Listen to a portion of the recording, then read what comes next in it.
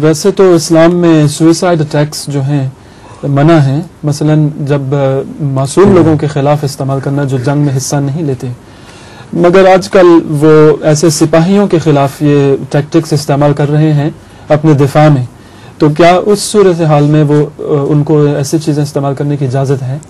Suicide جو کرنے والا ہے وہ حرام چیز کرتا ہے، اس لیے قومی مفاد بے شک ہو مگر سوسائڈ منع ہے، اور مسلمانوں کو اس سے احتراز کرنا چاہیے۔